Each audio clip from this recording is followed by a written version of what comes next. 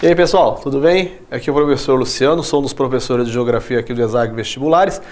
Hoje a gente vai falar sobre os métodos de produção industrial.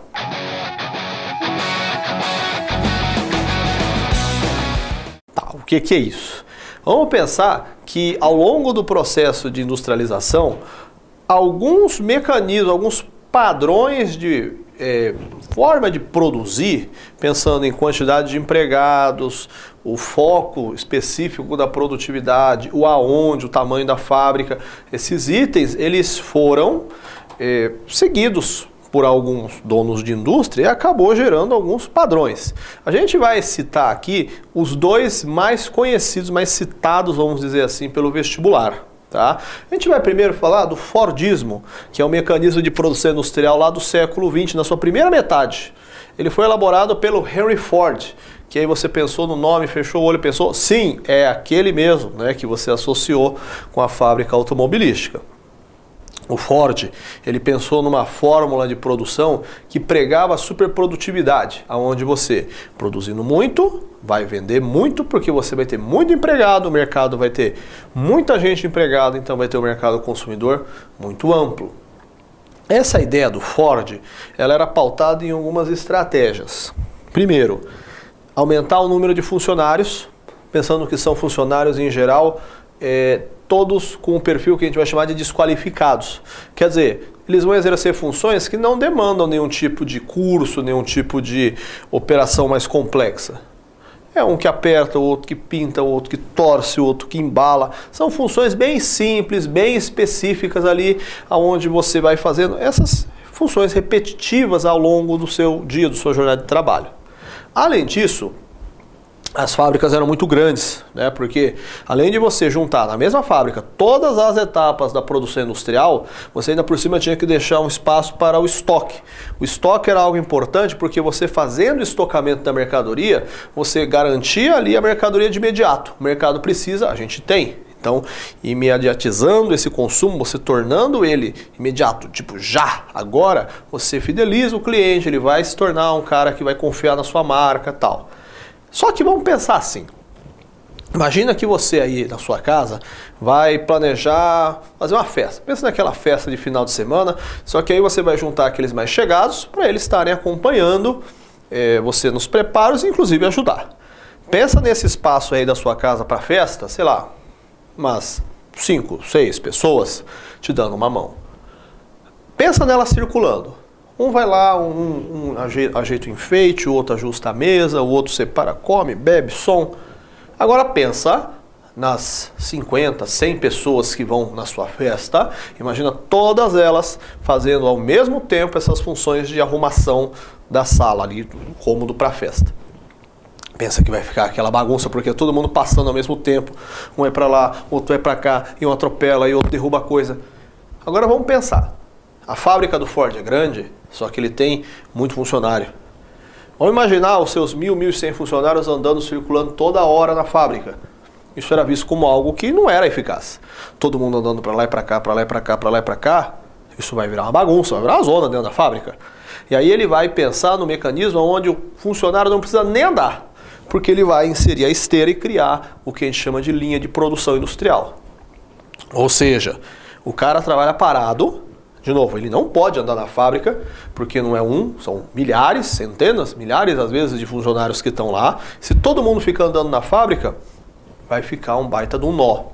Então a ideia é que a gente vai colocar a esteira, o cara trabalha parado, e a esteira leva a mercadoria para ele fazer aquela função específica dele, e depois ela vai seguir para a próxima etapa. Somando tudo isso, a gente tem então um aumento de produção cada vez maior com grandes estoques.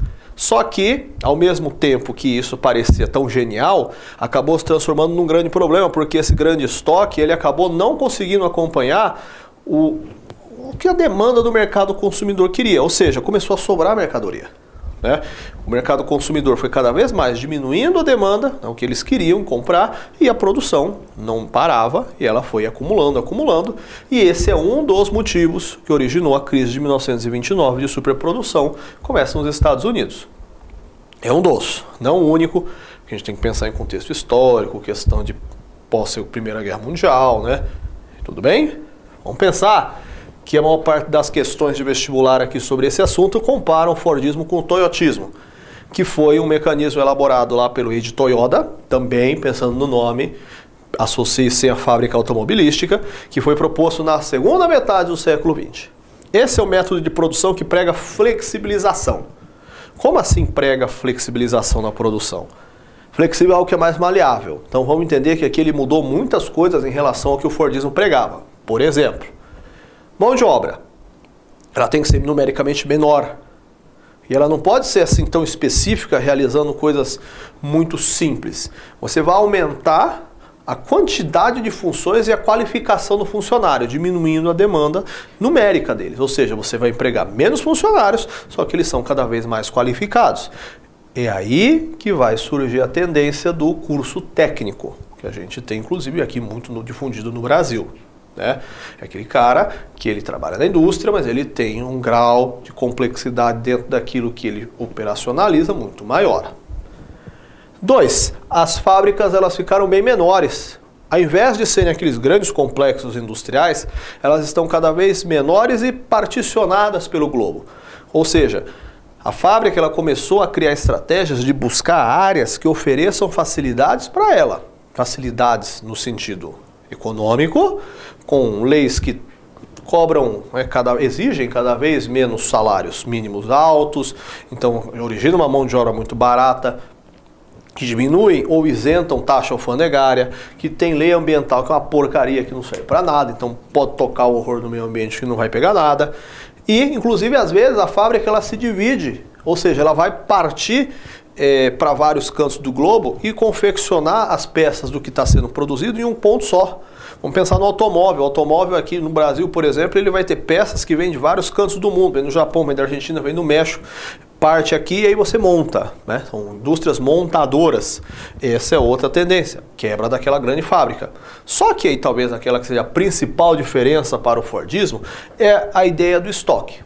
Né? O estoque foi aquilo que ficou considerado como responsável pela falha do Fordismo. E agora, ao invés de a gente manter aquele grande estoque, o que vai ser feito é uma produção flexível que acompanha o mercado consumidor. Ou seja, ao invés de eu sair produzindo à torta direita, aos montes, eu vou analisar se o mercado consumidor está comprando. Se ele não estiver comprando, a gente tem que replanejar, repensar e, se for o caso, diminuir a nossa produtividade e criar outros tipos de planejamento para a gente não ter grandes prejuízos. Tudo bem, pessoal? Então é isso aí. Bons estudos, gente. Até a próxima.